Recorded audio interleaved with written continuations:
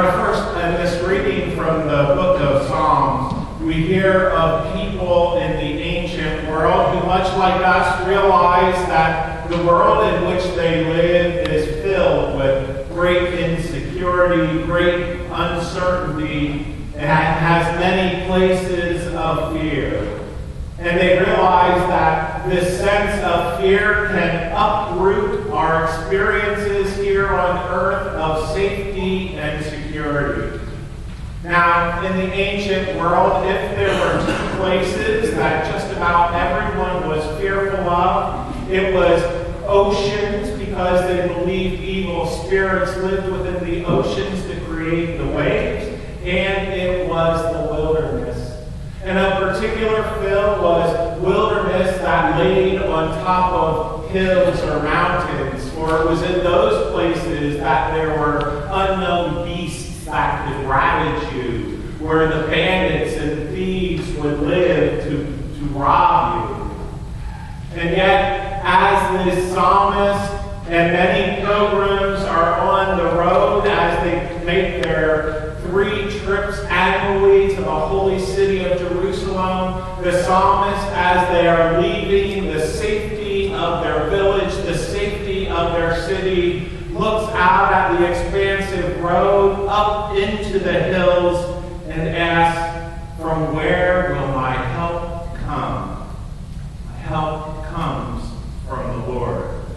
The psalmist's eyes are lifted to these same hills, because it is also in those hills that God's help will forever be found. The characteristics of God in this psalm are that God is unwavering and supporting God's children and will keep our feet from being moved. That God can be trusted to stay vigilant without ever growing weary. That God will always be with God's children to provide a place of respite and peace, keeping the sun from striking them in the day and the moon at night. That our Lord will protect us from all those things that fear us. And the psalmist finishes this beautiful saying by sharing with us that our Lord knows our going out and are coming in from this time and forever. Now, we take a look at this psalm, and we look at it in the reflection of our story from the book of Genesis. But first, I want to remind you about this man, Jacob, in this book. Remember, Jacob actually had a twin brother, Esau. And as these children are being born, Jacob is holding on to Esau's heel, trying to get out of the birth canal first. This man, Jacob, is a man who used deception to trick his father into sharing his blessing of land and birthright as the eldest son. This is the same man who fled his father's land out of fear of what his older and stronger brother would do to him when he found out that his inheritance was stolen. This is also the man that the night after he fled his father's land, lay down and had a dream, seeing angels passing from heaven to earth and God standing on this ramp between heaven and earth, promising the blessings that Jacob's father had given him, promising him that someday he would return to his father's land. And now we have this reading from the book of Genesis.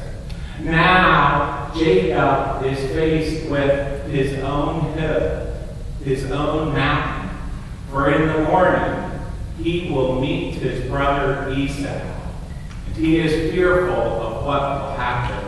Now he will meet his brother in the morning, and he has absolutely no idea what his stronger, older brother Esau may do. So he goes alone. He moves back across the stream. He's alone with his thoughts. He's alone with his fears.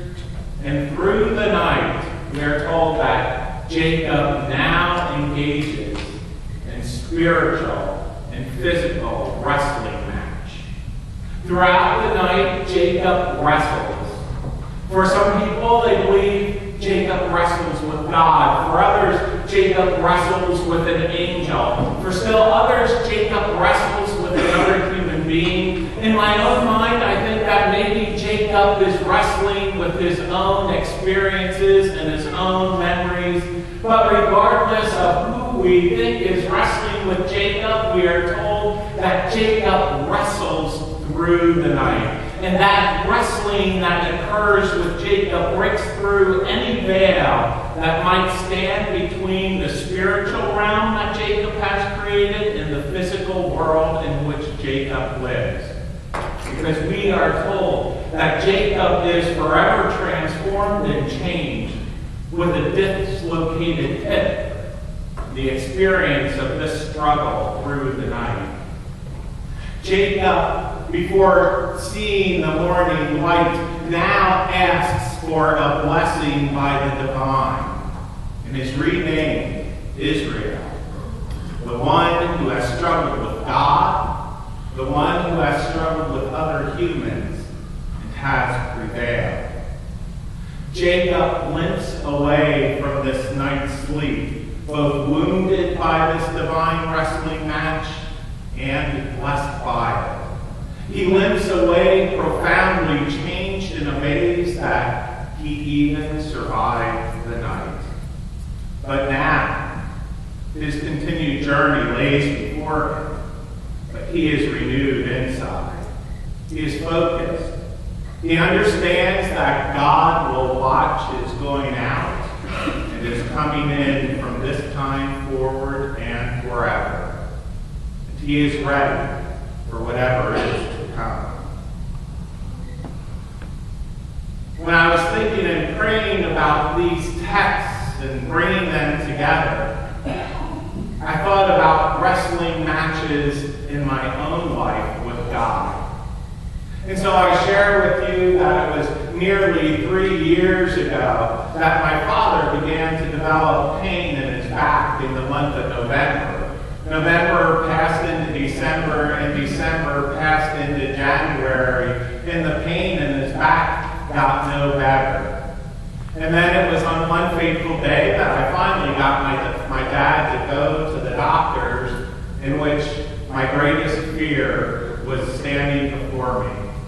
That word, that dreaded word that we all hate to hear, cancer, is what was creating this pain in my father's body. Stage 4 pancreatic cancer, a cancer to which there is no long-term cure known. And I remember as I walked into that hill or that mountain or that place of fear that I had, that I wrestled with our God nightly. I wrestled with our God all of the time. And I remember fighting with our Lord saying, why him?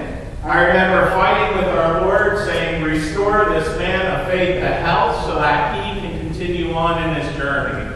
And I remember all of these fighting and struggles that I was in great combat, spiritual combat with our Lord over what was happening to my father.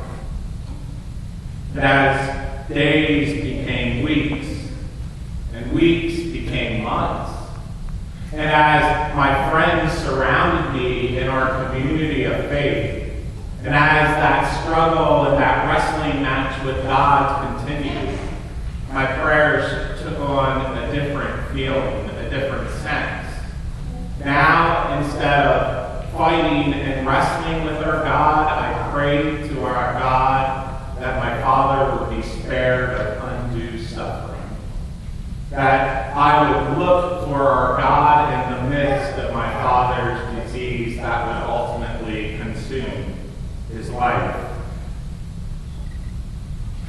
I was forever transformed. I didn't have the dislocated hip like Jacob, but I was forever transformed by that experience and that wrestling match with our God.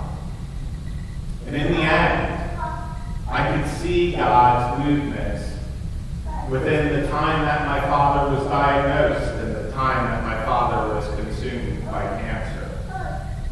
For our Lord did great things with my father, and our Lord did great things with my dad and my relationship, and our Lord did great things for my courage and my boldness to proclaim God's love within the midst of this community of faith.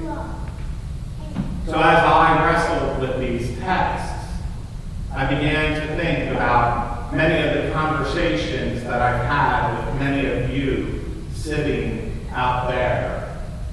And I know that each of you have had your own wrestling matches with the divine. Each of you has gone through moments of time where you've struggled with what was happening in the world around us, and you struggled with where God was at within the midst of that time of struggle or great fear. You see, when we remember those stories that comprise our life, those times in our days in which we entered into the hills, entered into the mountains filled with fear, it's in those places that we can hear the psalmist's words ringing in our ears.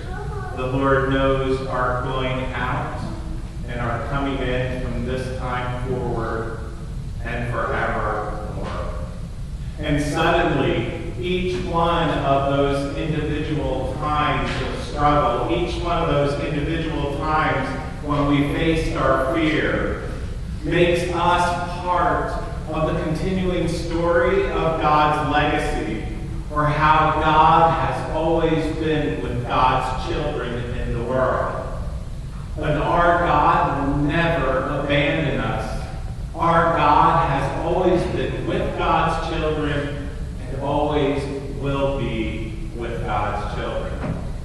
The truth of the matter is that we, like the psalmist and like Jacob, have wrestled with the divine.